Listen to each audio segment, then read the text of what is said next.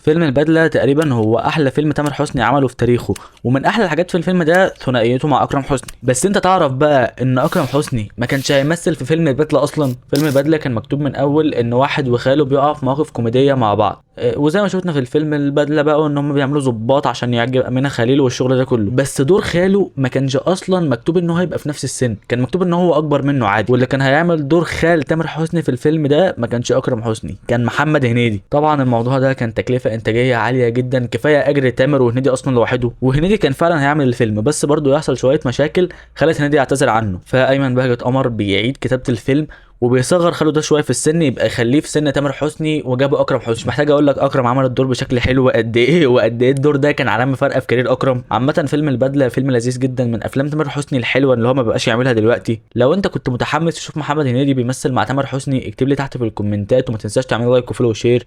وبس كده.